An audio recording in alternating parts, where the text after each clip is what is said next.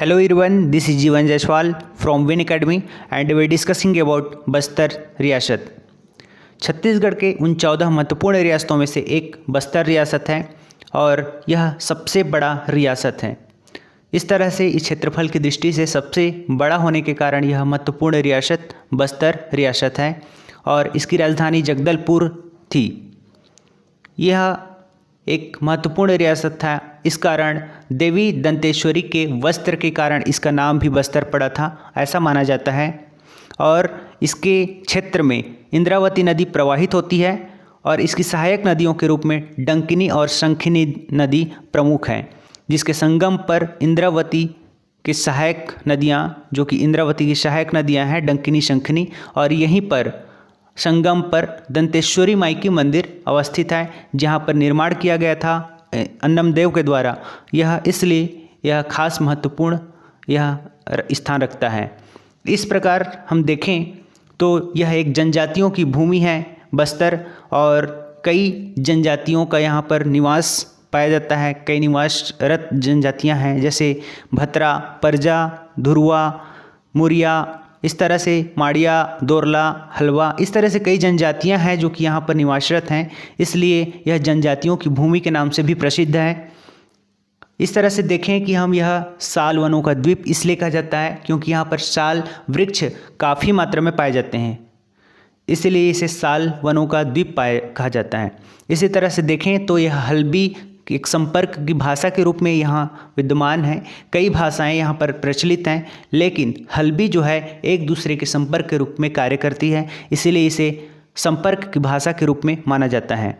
सांस्कृतिक रूप से बहुत ही समृद्ध बस्तर रियासत रहा है और काकतीय वंश की यहाँ पर स्थापना किया था अन्नमदेव ने 1324 ईस्वी में। फिर आगे चल करके फिर काकतीय वंश लगातार 1948 ईस्वी तक भारत के स्वतंत्रता की प्राप्ति होने तक यह चलता रहा। इस तरह से काकतीय वंश बस्तर रियासत के लिए एक महत्वपूर्ण रियासत के रूप में रहा है और यह अन्नमदेव से प्रारंभ होकर के यहाँ पर देखते हैं कि प्रवीरचंद भंजदेव तक इन्होंने शासन किया है लगातार, और कई शासकों के द्वारा शासन व्यवस्था का संचालन किया गया, जिसमें हम देख सकते हैं भैरम देव, उसके बाद पुरुषोत्तम देव आए। पुरुषोत्तम देव भी एक महत्वपूर्ण शासक रहे हैं।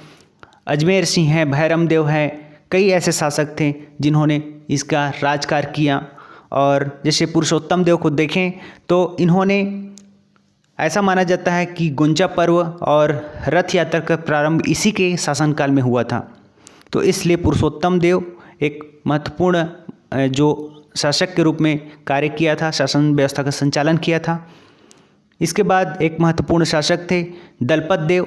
दलपत देव के बारे में कहा जाता है कि इन्होंने दलपत सागर लेक का निर्माण करवाया था, जो कि जगदलपुर में अवस्थित है, और इसके शासनकाल में एक आक्रमण हुआ था नीलूपंथ का, जो कि प्रथम भोसला आक्रमण के रूप में हम देखते हैं इसे। यह महत्वपूर्ण आक्रमण है दलपत देव के शासनकाल में। हालांकि यह आक्रमण असफल रहा और इसमें दलपत देव विजयी रहे। आगे चल कर के देखें तो अजमेर सिंह यहाँ के शासक हुए और अजमेर सिंह के शासनकाल में ही हलवा विद्रोह हुआ। 1874 ईस्वी में हलवा विद्रोह प्रारंभ हुआ और 1774 ईस्वी से प्रारंभ होकर के 1777 ईस्वी तक यहाँ पर हलवा विद्रोह हुआ, जिसके प्रमुख के रूप में अजमेर सिंह को देखा गया। अजमेर सिंह इनका नेतृत्व किया इन्होंने, और इसी के शासन के पश्चात दरियादेव का शासन प्रारंभ हो जाता है।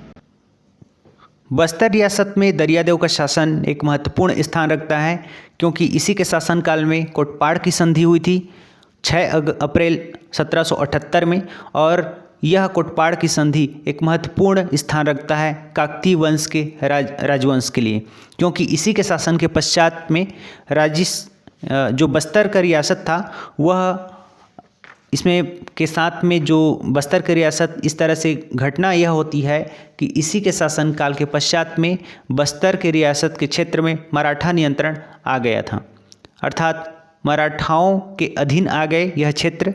और इसके शासनकाल में एक महत्वपूर्ण घटना यह भी हुई थी कि इन्होंने भोपालपट्टनम का संघर्ष इसी के शासनकाल में हुआ था। क्यों हुआ था, इसका कारण यह रहा है कि मिस्टर ब्लंट इसी के शासनकाल में छत्तीसगढ़ आए थे। स्थानीय लोगों ने इनका विरोध किया, मिस्टर ब्लंट का विरोध किया। इसके कारण फिर आगे चल कर के 1795 ईस्वी में ही भोपालपट्टनम का संघर्ष हुआ है। फिर एक महत्वपूर्ण शासक आते हैं महिपाल देव, और फिर उसके बाद भूपाल देव भी शासक हुए। फिर आगे चल कर के भैरम देव भी शासक हुए। भैरम देव के शासनकाल को देखा जाए तो विद्रोहों का काल माना जाता है, क्योंकि कई सारे विद्रोह हुए। और इसी के शासनकाल में चार्ल्स इलियट, जो कि ब्रिटिश अधिकारी थे, बस्तर का आगमन किया था। और लिंगागिरी विद्रोह, कोई विद्रोह, मुड़िया विद्रोह और रानी चोरिस के विद्रोह, ऐसे कई सारे विद्रोह हुए जो कि इसके शासनकाल के इतिहास में दर्ज है। फिर आगे चल कर के अंतिम शासक के रूप में प्रवीर चंद भंजदेव, जो कि महत्वपूर्ण शासक हुए और योग्य और कुशल नेतृत्वकर्ता थे, और ये महत्वाकांक्षी शासक भी हुए, जिन्होंने बस्तर के क्षेत्रों को एक बदल दिया और विकास के कार्यों की धारा बहा दी। ठीक है, तो इस तरह से कई महत्वपूर्ण कार्य किया था प्रवीर चंद भंजदेव ने। सांस्कृतिक रूप से वहाँ के क्षेत्र को समृद्ध बनाया था।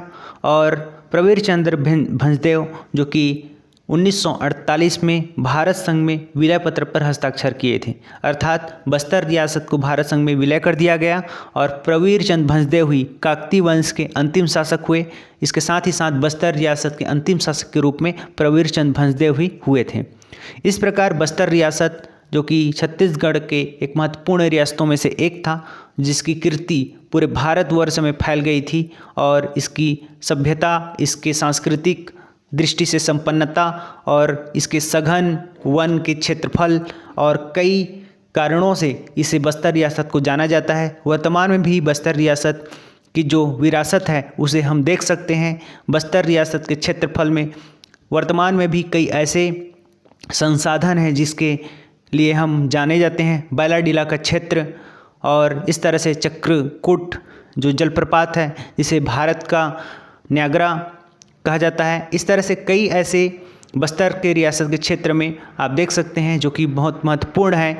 और छत्तीसगढ़ के दृष्टि से भी आप देखें तो छत्तीसगढ़ के विरासत के रूप में भी बस्तर का योगदान महत्वपूर्ण रहा है। इस तरह से हमने आज बस्तर रियासत को देखा, इसके बारे में समझा, जाना, और इस तरह से हमने छत्तीसगढ़ के इतिहास के क्रम में और रियासतों को भी चर्चा करते रहेंगे। आगे अन्य रियासतों को भी चर्चा करेंगे। इसलिए आज के लिए इतना ही, और थैंक यू सो मच।